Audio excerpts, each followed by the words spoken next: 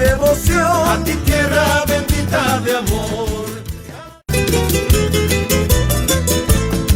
De Bolivia, capital del café, Caraná, mi ciudad, es un grito de amor. Amigos y amigas, oyentes, comunidad de la Red del Norte Boliviano, bienvenidos y bienvenidas sean cada uno de ustedes. Estamos en su espacio Café en Vivo. Gracias por seguirnos, gracias por estar en compañía de nosotros. Y en este día emotivo, ya cerca al aniversario de nuestra linda provincia, y también un día histórico para nosotros los caranabeños, de perder un gran personaje, quien hizo y apoyó en este sueño de los caranabeños. Hablamos del señor Ramiro Revuelta, que falleció un día como hoy. Nosotros nos sentimos muy tristes por la pérdida de este gran personaje. Y para esto tenemos la grata visita de un invitado especial, el hijo de don Ramiro Revuelta. Bienvenido y muchas gracias por estar en nuestro set. Muchísimas gracias por la invitación, muy atentos, con mi persona y pues a su servicio. ¿Estamos con quién? Ramiro Antonio Revuelta Rosal, soy el primogénito de don Ramiro Revuelta Iriarte. Muchas gracias y bienvenido. Vamos a desempolvar un poquito la historia de don Ramiro Revuelta. ¿Cómo era don Ramiro Revuelta como padre? ¿Qué podemos recordar? Difícil, por cuanto tenía una característica especial para conmigo, para con mis hermanos, para con los primos, para con los amigos. Era una situación que tal vez, puedo decir, no pude comprender en su momento. Y hasta ahora mismo es difícil. Mi padre tenía una manera de ser conmigo especial, muy, muy especial. ¿Usted es el mayor? Yo soy el mayor, ¿no? Entonces, mi padre conmigo era en cierto sentido, en algún momento un poco, diríamos, hasta cortante, era muy especial en el sentido de que él conmigo era estricto, era una persona exigente. Yo llegué a trabajar para él, lo que significa el tema del control de la madera, y había que cumplir sus instrucciones al pie de la letra, ¿no? Si me daba 10 encargos y uno fallaba, era como si hubiera fallado todos, ¿no? Y era estricto en ese sentido. ¿Por qué usted piensa que puede haber sido? ¿Por su profesión? Nunca me llegué nunca llegué a comprender ello. No es un sentido te puedo decir, de queja, sino es un sentido mismo de lo que yo sentía o lo que yo vivía en su momento, ¿no? Nos sentábamos en la mesa, mi padre en la cabeza, mi madre a la izquierda, mi hermana a la derecha, mi hermano a este lado y yo al lado de mi hermana. Entonces era la composición de siempre, donde el lugar de privilegio era mi padre acompañado de mi mamá. Era sumamente especial en lo que significa el trato familiar. Alegre a más no poder. Mi madre tenía por costumbre a la hora del almuerzo levantarse y retirar los platos de quienes habían terminado, lo que a mi padre no le gustaba. Mi padre decía: te quedas, te sientas, y para eso tenemos una persona que es la empleada doméstica, quien va a levantar los platos, quien va a agarrar, a retirar las cosas, entonces quédate quieta. Pero mi madre agarraba y se levantaba y llevaba los platos sin haber terminado de almorzar, sin terminar su sopita, ¿no? Entonces mi padre agarraba, que tenía un tratamiento médico, que era mi madre la que más perseguía ello, en base a una circunstancia de ajos y no sé qué situaciones, porque mi padre tenía el problema de la hernia de hiato, que es un problema que viene debajo del corazón, que se inflama una glándula, que si mi padre empezaba a tener sobrepeso, esa hernia crecía y le empujaba al corazón. Entonces le provocaba una especie de agitación que no podía estar en un estado de bien echado, tenía que dormir medio sentado en algunos momentos. Semi-echado. Entonces mi madre era la que se dedicaba a tener que proteger y decía, bueno, pues aquí vas a mantener lo que es una figura y vas a rebajar de peso. Eso era mientras estaba en la casa, porque mi padre salía de la casa, se venía aquí a Caranavi y le metía sus atracones de comida, y cuando volvía a La Paz era otra vez el tratamiento. El problema. Entonces mi madre se levantaba y procuraba los otros platos y se olvidaba del suyo. Mi padre agarraba, cortaba un ajito por aquí, le ponía en la sopa, o si no agarraba la ribiví, el líquido, y le metía en la sopa. Mi madre venía lógicamente y decía, carajo, me has puesto algo en la sopa, es para que te levantas. Ese es el tema. Y mi padre era una persona que al momento de sentarse para almorzar, tuvimos que llegar al extremo de tener que ponerle el aparato telefónico al lado, porque era el teléfono tenía que estar allí. O sea, hemos tenido que hacer hasta eso de ponerle el teléfono al lado por las circunstancias. En casa todos comentábamos nuestras experiencias del día, lo que habíamos pasado, y se celebraba en medio de risas entre todos, ¿no? Empezando por mi hermano, mi hermana, mi mamá, mi papá, inclusive. Todo lo que había acontecido en el día. Claro, lo que habíamos pasado, las historias. Yo contaba algo, todo el mundo reía, menos mi padre, ¿no? Mi padre me miraba y seguía comiendo y decía, o sea, ¿por qué? Mi madre me decía, lo que pasa es que él tiene que crear un ideal contigo de responsabilidad. Entonces tú tienes que asumir lo que significa el hecho de que eres el hermano mayor, que tienes que convertirte en cierto sentido en lo que es esa guía que se necesita. Claro, como hijo mayor también, de llevar a la familia. Exacto, como hijo mayor. Y eso repercutió precisamente cuando mi padre murió, porque el primero en conocer la noticia en la casa fui yo. Y a mí me tocó la labor más difícil de comunicar a mi madre, a mi hermana, a mi hermano, a mis tíos, comunicarles a todos ellos con respecto a lo que significa ese deseo, ¿no? Entonces me preparó tal vez indirectamente para tener que establecer ello. Mi padre en su vida era una persona, que te digo, muy amena, lo dijo hoy el doctor Ramírez, por ejemplo, un buen hombre con la calificación de mi padre, ¿no? Él era el que le daba vida a las fiestas, ¿no? El que le daba la vida a lo que significan las organizaciones, cualquiera que sea. Y siempre se le ocurría algo. Le fascinaba la fiesta de carnaval, por ejemplo. Y si en la calle había un fango, ahí se revolcaba los demás.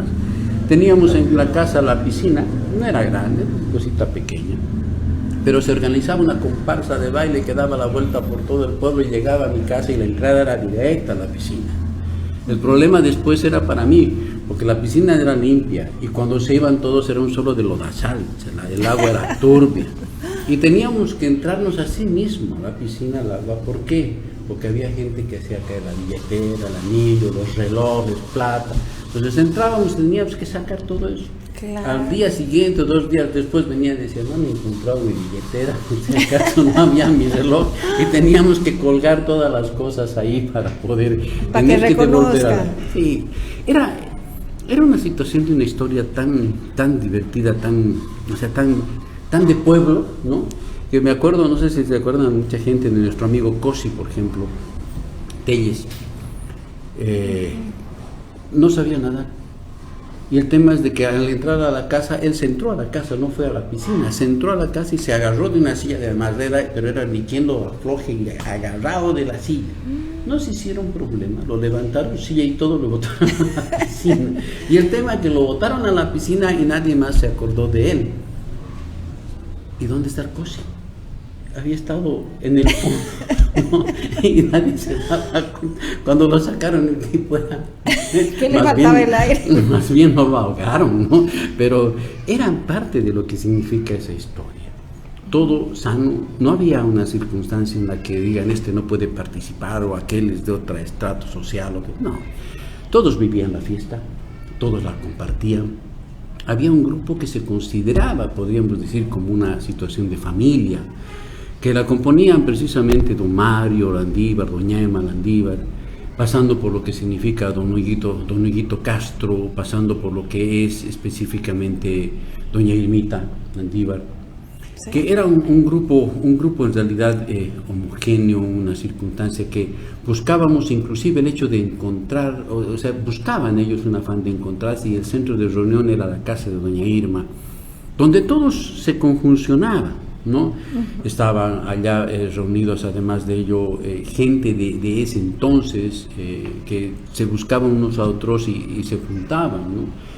Entonces era una circunstancia hegemónica de verse, de disfrutar la presencia de unos y otros y disfrutar de lo que es ese encuentro sano, ¿no? Yo tengo en mi mente muy grabado, por ejemplo, las canciones del dúo Larrea Uriarte, ¿no es cierto? La circunstancia de esos temas como Coroiqueñita, esos otros temas, o el mismo tema de Caranavi que se perdió, que deberían reeditarlo en realidad porque es una obra de arte. Y lo tengo grabado y lo celebro. Ya. O cuando escucho, por ejemplo, los Corihuayras, ¿no? Entonces lo celebro y digo, sí, yo me he criado con eso. Había Yo he vivido, mucha, claro. La unión familiar antes. Exacto, o sea, reclamaba esa circunstancia. Eran fiestas que eran maravillosas, no eran harta gente, pero eran los que estaban allá, se juntaban y hacían la circunstancia. Mi padre, además de ello, siempre sostuvo una buena relación con a quienes consideró sus hermanos, que era la gente del ejército. Todos los comandantes que vinieron acá, siempre mi papá tuvo un acercamiento allá, ha tenido muy buenos amigos dentro del ejército, como es el general Carucha Monge, por ejemplo, con quien tenía una entrañable amistad, o como con el coronel Siles, por ejemplo, que vivía en la esquina de mi casa, en la parte de abajo, que eran en cierto sentido que cuando se encontraban se olvidaban de los demás y le ponían en los tragos. Yo recuerdo que un día en la esquina de la casa hubo un accidente, un camión tumbó un poste, hizo que se cayeran otros postes, inclusive el de la puerta de mi casa donde mi hermano estaba jugando. Le avisaron a mi padre que el poste cayó, que mi hermano casi se vio afectado. Mi padre salió y fue a intervenir y el camión que estaba en la esquina que golpeó el poste estaba con un chofer borracho. Y el chofer borracho, en vez de disculparse o hacer algo, salió a agredir. Mi padre no era pequeño. Mi padre medía 1,85 m y levantaba un brazo y decía 80 kilos aquí, 80 kilos acá, ¿no? Entonces tenía la fuerza suficiente de que con un simple golpe podía tumbar a cualquiera. Pero se le vinieron 2 choferes, 2 ayudantes, eran 4. Entonces mi papá me dice, anda, llama a la policía. Yo bajaba corriendo. Le avisé al comandante de la policía, al señor Santa Cruz, que le decían Quepo, ¿no? de sobrenombre. Y cuando subíamos, yo lo veía en ese entonces al capitán Siles, que lo tenía agarrado a un tipo y le daba uno por aquí, le daba el otro por allá, y lo tenía arrinconado. Y la policía le decía, querido hermano, Max, por favor, déjalo, ¿no? O sea, el policía, déjalo, por favor. Claro. Pues que lo estaban queriendo pegar al Ramiro. Entonces, y mi papá por la parte de arriba decía, aquel que está corriendo también. Pero salía la gente, desde que mi padre salía de casa, era el día, en las tardes, y con todos. O sea, era una situación que pasaba. Y para cualquier tipo de actividad que había, ¿quién era el que tenía que apoyar, poner o hacer algo? Era mi padre. Que va a jugar el equipo, no tenemos poleras, para poleras. Que va a ir la comisión, que hay que hacer el transporte, para el transporte. Entonces había eso. Y cuando algunas veces los equipos de acá clasificaban y decían hay que ir a jugar a Coroico, ya los camiones los convertían en como una especie de flotas, por decir. Hacían bancas de madera, les ponían encima frazadas, colchones y nos íbamos de aquí en caravana con un grupo de 500 personas, por decirte, para hacer barra y todo. Entonces, era una circunstancia diferente, era un pueblo de unión, era un pueblo de bienestar, era un pueblo donde no había ni siquiera una circunstancia de delincuencia. Podías dejar el vehículo en la puerta de la casa con los vidrios abiertos toda la noche y no se perdía nada. Era una circunstancia homogénea, donde los hijos en este caso las primeras generaciones, nos consideramos hasta el día de hoy como primos, como hermanos. Es más, mis hijas le dicen, por ejemplo, a don Sandro Andívar le dicen tío. Yo a don Hugo Castro y a doña Irma Andívar les decía tíos. Y hasta el día de hoy nos consideramos con Coquito, Jorge Castro, una familia y somos primos. Entonces, ¿por qué? Porque el cariño nace, porque el cariño se siente, se respeta y se maneja. Entonces, son situaciones que tal vez muchos no puedan entender, pero de un que, tiempo a sin esta embargo, parte todo eso se ha ido perdiendo. se ha ido. El señor Ramiro Revuelta era militar de Sí, profesión, de profesión. egresó de la escuela, del colegio. De la escuela. Le cuento cómo fue. Mi padre, quinto hijo en todo caso de don Antonio Revuelta y doña Lidia Iriarte, se crió en la estancia denominada Monterredondo, que era de mi bisabuelo, don Fructuoso Revuelta. Y mi padre era el niño mimado de mi bisabuelo. Mi padre tenía la facultad de tomar un caballo y recorrer la estancia, pero él me decía, era tan grande, hijo, dice, que yo recorría en caballo y no terminaba de recorrer la estancia en todo el día. Y para ir a la escuela tenía que agarrar la bicicleta e ir como 10 kilómetros en bicicleta para ir a la escuela. Entonces, ese era el trajín, pero mi padre vivía en Monterredondo y yo era el tipo más alegre que podía haber porque era afincado.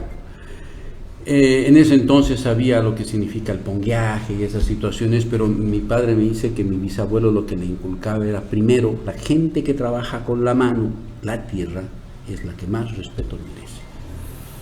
Y eso se traduce en el tiempo, al fondo a lo que voy. Mi padre en la Revolución del 52 perdió esas tierras, las perdió. Tenía precisamente 11, 12 años de edad y la familia ya no había ni para comer, no tenía nada, perdieron todo. Es más, se refugiaron solamente en una casa que teníamos en Clisa, que mi abuela tenía en Clisa. Y era impresionante. Esto en Cochabamba. En Cochabamba, ¿no? Y era impresionante porque las puertas eran inmensamente grandes. Y se notaba en la puerta unas muescas, ¿no? Decía, ¿por qué es esas muescas?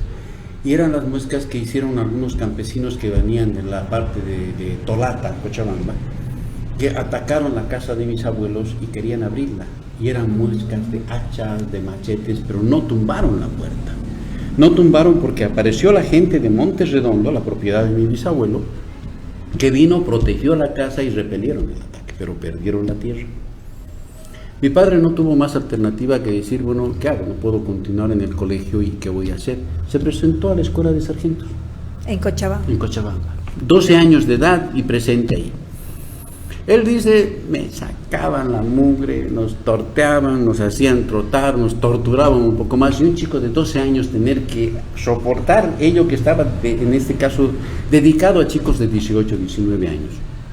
Entonces, claro, yo pienso que por su... Claro, la contextura física era menor, ¿no? Entonces, llegado un momento, dijo, ya, yo no aguanto, me voy. Les dieron el permiso de salida a fin de semana y mi padre dijo, nunca más, no vuelvo. Llegó a la parte de Clisa, en Cochabamba, en la provincia, se presentó allá y dijo, tengo que ganarme el permiso de mi padre para no volver. ¿Y qué hizo? Empezó a limpiar lo que son los drenajes, canales, y esos canales estaban cubiertos por unas losas de piedra de este tamaño, son como casi 1 metro que tenían, pesadas, 1 metro por 40 centímetros. Y en su afán de arreglar y ganarse la voluntad del abuelo, rompió una. Le tuvo más miedo a lo que significa el hecho de la reprimenda del abuelo y de la abuela, que se volvió a la escuela de sargentos y continuó y salió de allá como sargento segundo, y muy dedicado a lo que significa la moción de ejército, pero principalmente en las manualidades, y lo mandaron bajo ese criterio becado precisamente a Fort Gullich en Panamá por el ejército de los Estados Unidos. Llegó allá y se especializó en motores de explosión y de diésel, en ambos. Con esa situación de esa profesionalidad, a los 22 años, volvió a Caranavi, o sea, volvió a lo que significa Bolivia, desde Fort Gullich, Panamá, y su primer destino fue Caranavi. ¿Qué cargo? Jefe de mantenimiento del batallón de ingenieros. ¿Cuál era la necesidad y la utilidad? Arreglar todo lo que significan los vehículos, las volquetas, los camiones que iban... Los huipos. Exactamente, no los que iban hacia la parte del 52. ¿Por qué? Porque en el 52 estaba un campamento. Entonces había que trasladar esos vehículos. Mi padre tenía a su cargo un Caimán. Se arruinaba uno, él llevaba el suyo y el otro arreglaba. Lo arreglaba y se arruinaba otro, arreglaba. Entonces tenía toda esa posibilidad de hacer las cosas, arreglarlas y tratar de mantener en funcionamiento todo lo que significa el equipo. Se conoció con mi madre Acá en Caranavi. acá en Caranavi, mi madre hija de don Fridolino Rosales, que tenía una heladería en la parte central, donde es la casa donde está Diaconía ahora. Entonces tenían allá la casa y se conocieron. Recuerdo, dice mi madre, la que contaba las aventuras, y decía: cuando tu papá se enojaba, nos peleábamos, como todos enamorados, no se peleaban. Dice que mi padre aparecía de la esquina con su compañero Harold Zurita, un amigo de infancia con él. Harold Zurita, Harold sí, el Zurita. suboficial. Claro, el suboficial, ¿no? Es excelente Sí, persona. tuve el privilegio de conocer. Lo conoció, excelentísima persona. Entonces se agarraban los dos, dice que abrazados, andaban dos soldados agarrando la radio, el equipo de sonido, con el otro agarraba los dos parlantes y ponían el tocadisco. Y pasaban desde la esquina de Huancaino hacia la parte de la casa de mi abuelo y un poco más abajo, donde Mollinedo, con la canción "No volveré". Pasaban, daban la vuelta a la situación, cambiaban las pilas y regresaban: "No volveré", otra vez de un lado para otro. El que protestaba dice que era mi abuelo: "Miralos a estos". Resultado, matrimonio, nací yo. Y mi padre dijo: "No". ¿Usted nació en Caranavi? No, yo nací en La Paz. En La Paz. Nací en La Paz, en el hospital de clínicas, y mi padre decidió bajo ese criterio retirarse del ejército. Voy a referir una situación, por ejemplo, ¿se acuerdan en la esquina del hotel residencial Caranavi, ¿no? De doña Hortensia Vilca? De don Néstor De Vilca. don Néstor Vilca. ¿ya? Exactamente, sí. Mi padre tenía un cuarto ahí, rentaba una habitación, y cada vez que le pagaban, iba y le servía sus tragos, bueno, costumbre, ¿no? Y doña Hortensia iba y le billeteaba, ¿no? O sea, le sacaba. Mi papá decía: "Parece que me lo he tomado todo mi sueldo, qué macana, ni modo". Cuando mi padre se casó, doña Hortensia vino con su cajita de zapatos. Dice: "Me va a regalar un par de zapatos". Hijito mío, ahí está. Toda la plata que te he sacado, vamos para un ¿verdad? Ahí está tu plata. Entonces mi padre decía... Era un ahorro forzoso. Claro. Entonces mi padre decía: "Cuando me casé con tu mamá teníamos un colchón y una frazada. Y de pronto me vi que tenía plata. Que tenía mi dinero. Entonces, ¿qué hizo? Dice: me alcanzaba para comprarme por lo menos un pequeño carrito". Esa platita se compró un pequeño camioncito, un Studebaker, y empezó a hacer el trabajo de ir precisamente en ese camino que ayudó a construir hasta la parte donde es Puerto Linares, a rescatar quina. El tiempo de la Al quina. tiempo de la el tiempo quina. de la quina. Y esa quina la rescataba con mi abuelo. Sacaban la quina hasta acá, la llevaban a La Paz, y el que compraba esa quina y era el máximo recolector era don Klaus Hartmann, o Klaus Barbie, el carnicero de León, que era perseguido por lo que significa los israelitas por ser un criminal de guerra, ¿no? Que fue protegido inclusive durante la época del general Banzer, y después fue capturado, lo enviaron a Israel, donde cumplió una sentencia de cadena perpetua y murió precisamente en la cárcel, ¿no? Pero era el máximo rescatador de quina. Mi padre, mérito a lo que significa las ganancias, pues empezó a ver otro vehículo, lo cambió por otro más grande, después otro más grandecito.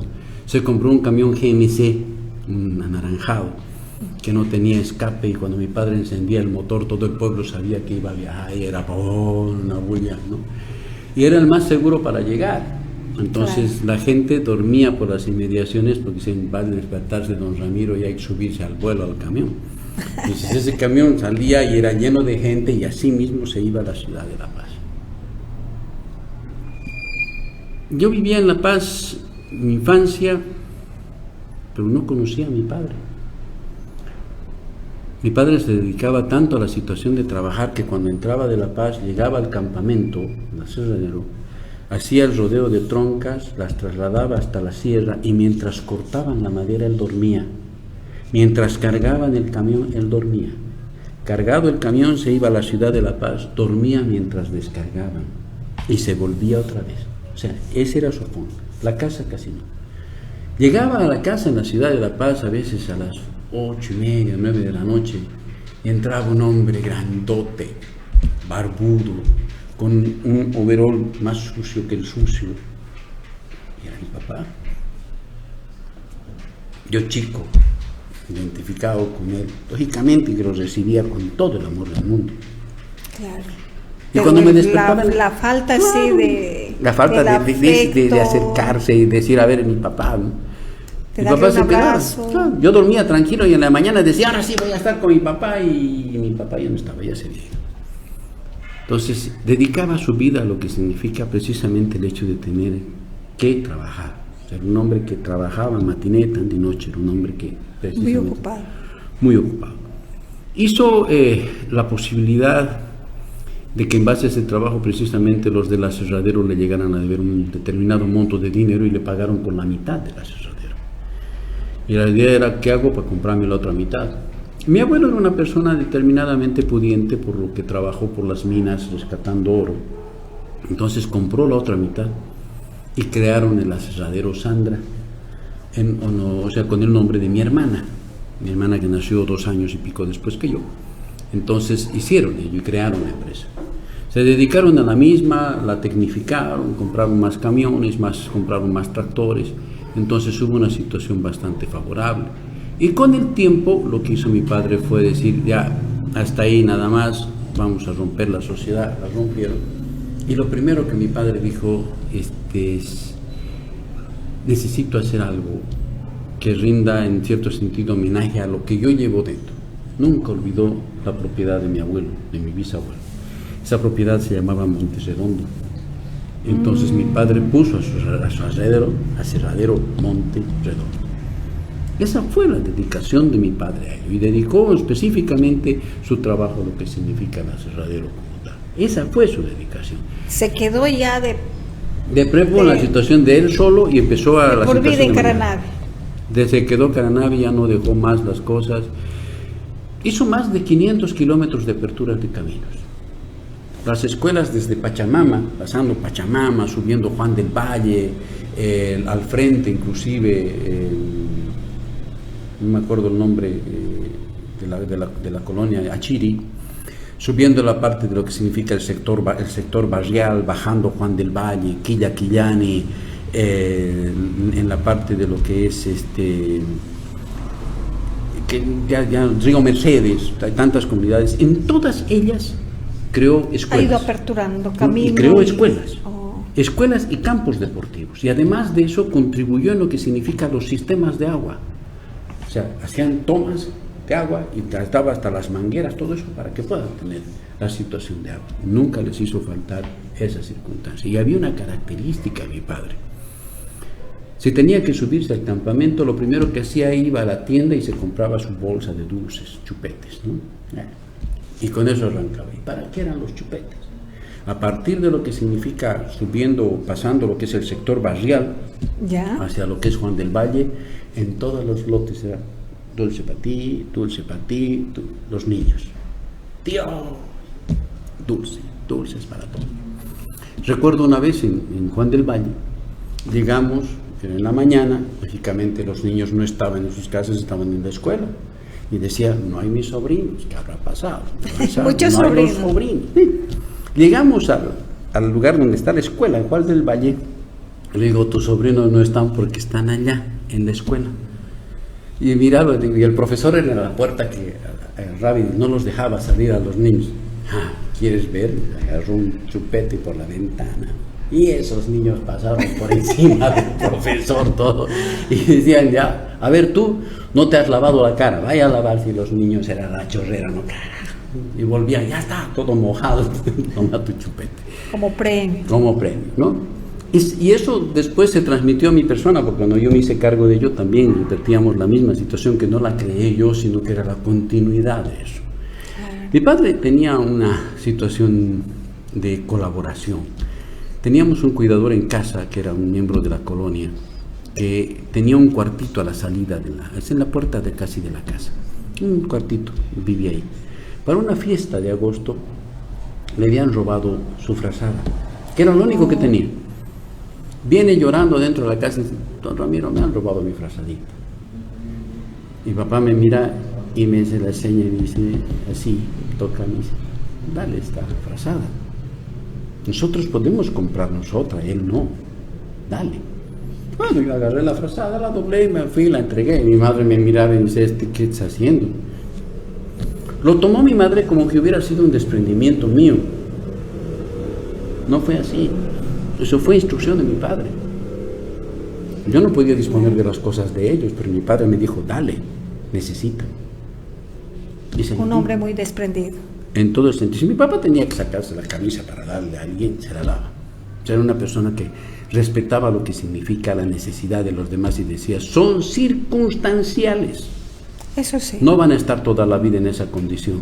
Y ten en cuenta que cuando ellos superen esa etapa, van a decir, me he superado. Y no van a decir gracias a uno, gracias al otro. No, me he superado, pero ha habido gente que en su camino me ha dado una mano. Es así. Ese es el punto, como digo. Son cosas que he vivido. Estamos conociendo la vida de don Ramiro Revuelta, un hombre que dio mucho por Caranavi, un hombre que hizo realidad el sueño de muchos caranaveños, la provincialización. Algo importante también, don Ramiro Revuelta, hijo, por decir junior, ¿cuándo llega a estar en la política? Mi padre era muy simpatizante ¿Del partido? Del general Banzer. ADN. Del general ADN. General Banzer. Mi padre era bancerista, más que adenista, mi padre era bancerista. El día en que el general Banzer ingresó, hizo las circunstancias de gestiones como presidente, habían gestiones que se desarrollaron de apoyo a lo que significa o incentivo a lo que es las empresas privadas. Claro, eso, porque ya era profesional, claro, dejó la profesión, volvió a ser empresario y ahora la carrera política. Claro, entonces mi padre se sintió muy apoyado por las decisiones políticas y económicas que hizo el general Banzer. Hizo que creciera la situación de su empresa, entonces él se sintió agradecido y decía, ese tipo de decisiones y de apoyo se necesita a término global.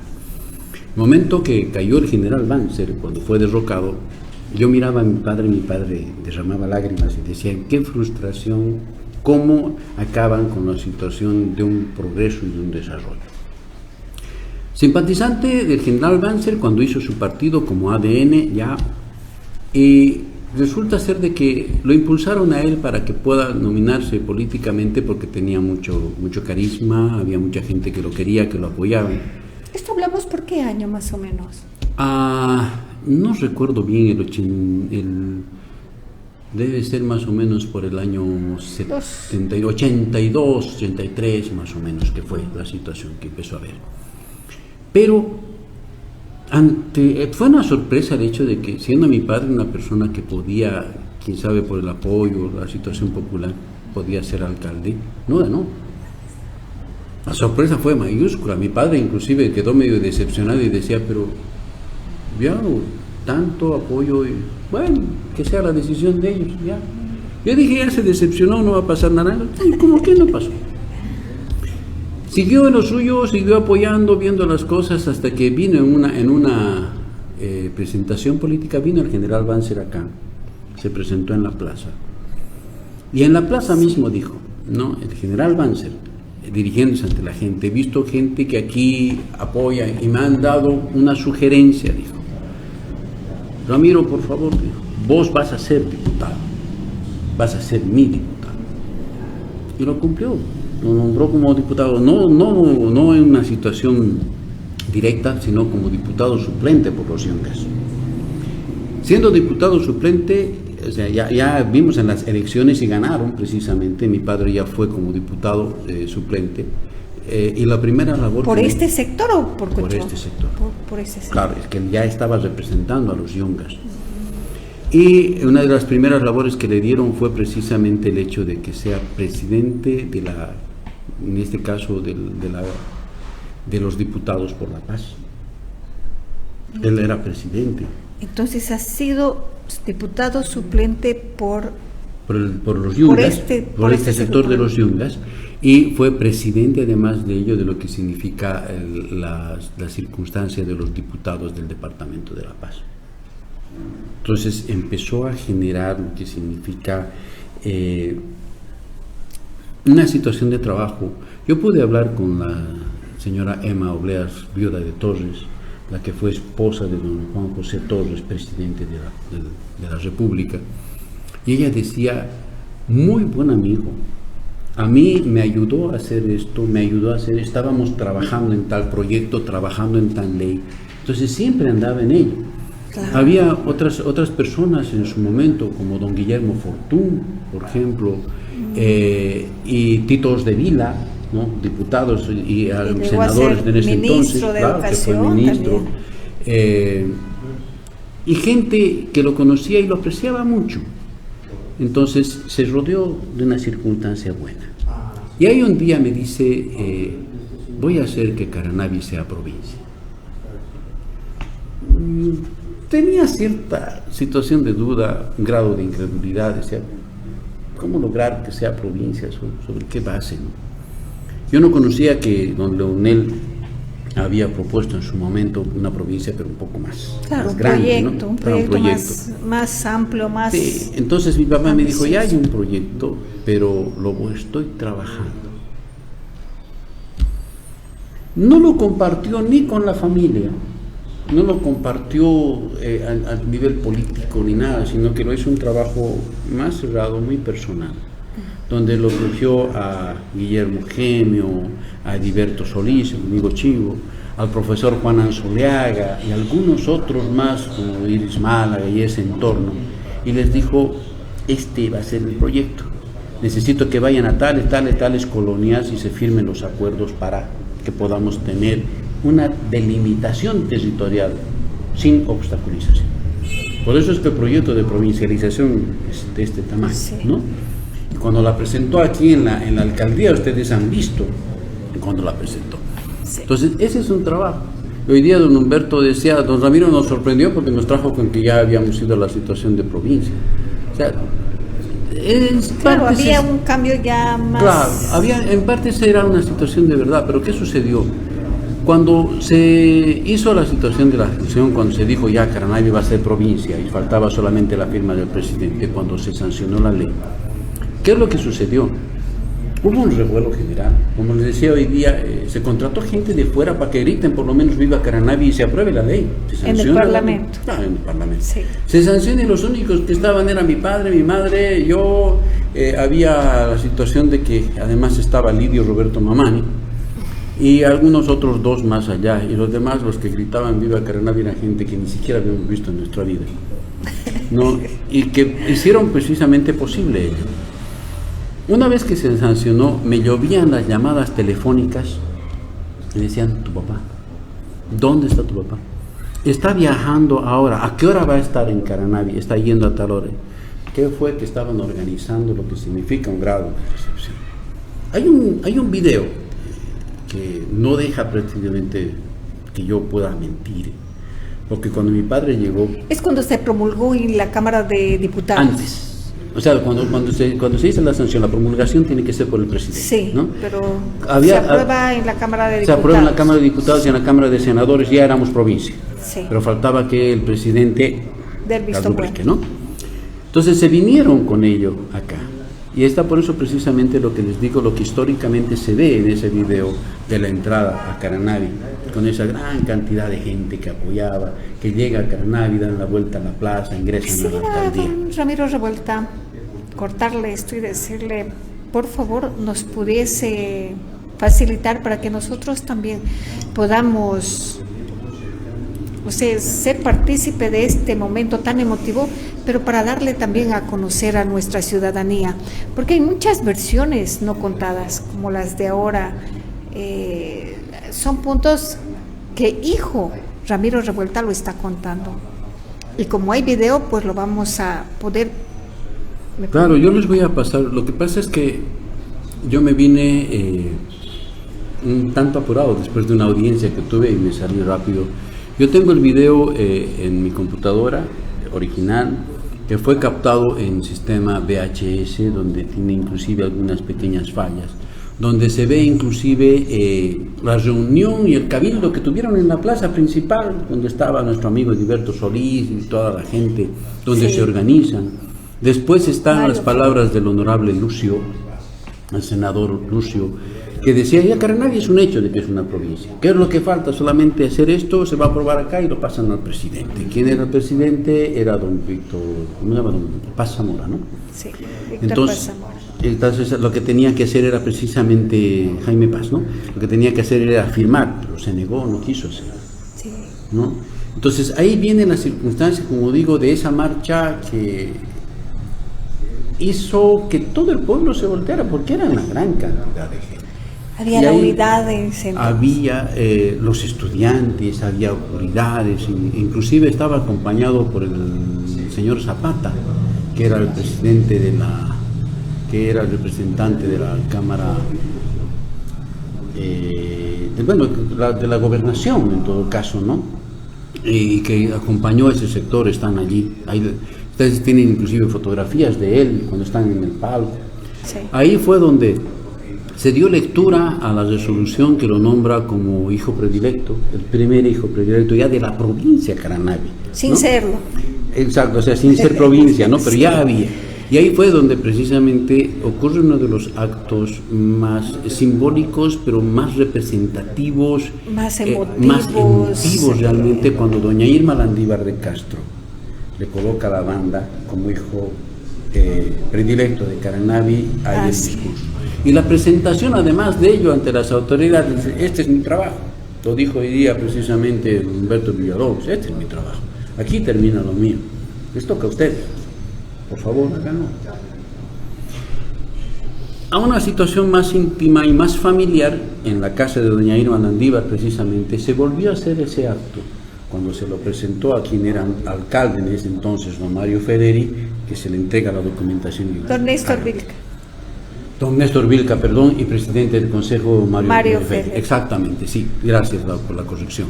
Y elementalmente eso fue lo que se hizo en ese entonces. Un acto emotivo que marcó lo que significa precisamente la parte de lo que es la historia de Caranavi.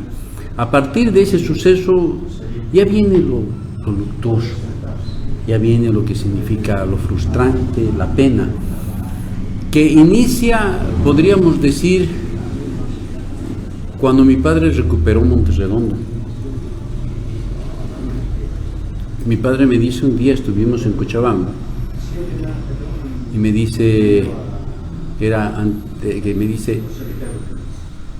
¿te acuerdas? Me dice, en Monterredondo había tal cosa, había esto, papito, cachito. Le digo, yo no conozco Monterredondo. ¿Cómo que no? Me dice. ¿No hemos ido contigo? No conozco. Vamos ahorita.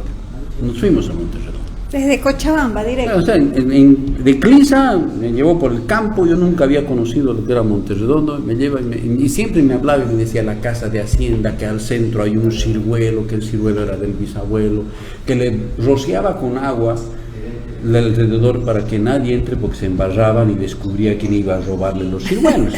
Y el más travieso era el hermano mayor de mi padre, mi tío Orlando, que se ponía los zapatos del abuelo y con eso iba para sacarse los ciruelos. Los ciruelos. Entonces, cuando llegamos a Monterredondo, miraba y decía, esta es la casa de Hacienda.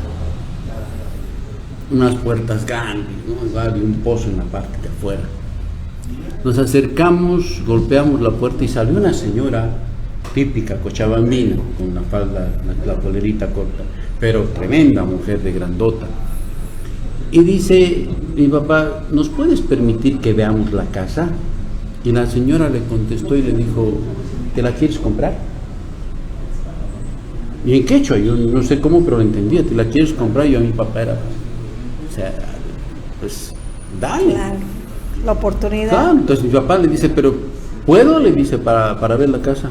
Sí, le dice, pero antes de ver la situación de comprar la casa, tienes que ir a Clisa y hablar con la mamita Lidia y con el niño Ramiro. La mamita Lidia era mi abuela y el niño Ramiro era mi papá. Mi papá agarra y dice, bueno, ¿y cómo te explico?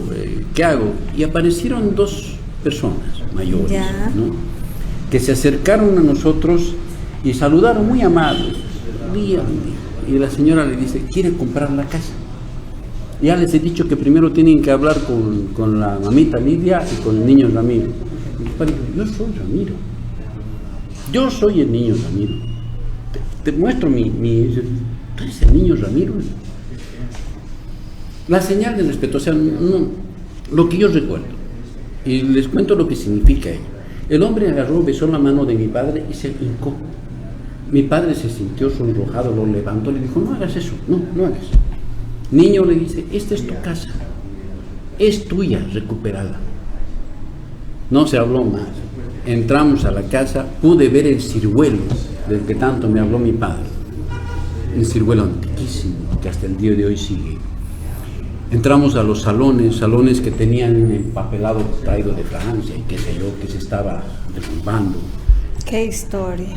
Fuimos a la parte de atrás donde tenían un canchón grande y al fondo había una construcción más o menos como de 2 pisos, que era el mirador. Dice que ahí había un vigía que decía, viene tal persona, viene tal otra persona. Pero ya había una circunstancia en la que andaba casi muy derruido, pero lo recuperó. Ahí vi en mi abuela, por ejemplo, un cesto de apatía cuando mi padre dijo, mamita, lo he recuperado Monterredondo. Mi abuela lo miró, qué bien, está bueno. Sí, mi papá decía, por lo menos se iban a alegrar, iban a celebrar. Ah, qué bueno. Después de un tiempo, falleció mi abuela, muy poco tiempo. Después de eso, mi padre se vino acá y sucedió lo del 28 de noviembre, cuando fue asesinado.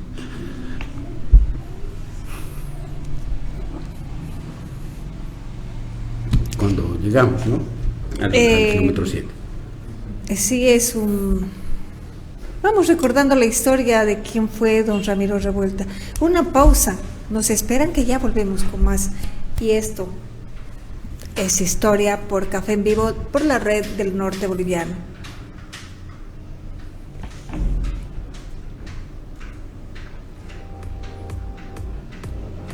En Senda Salvaje, disfruta el verdadero sabor del café, acompañado de masitas frescas. Te esperamos en calle Batallón de Ingenieros, esquina Calama. Cafetería Aventura de Marlene Colque. Cada café es un momento especial. Ven a la salida de Guanay, esquina 1 de Mayo, y vive la aventura con sabor. Refresca tus momentos con Pepsi, el sabor que nos une. Siempre frío, siempre único. Distribuido por Central de Bebidas.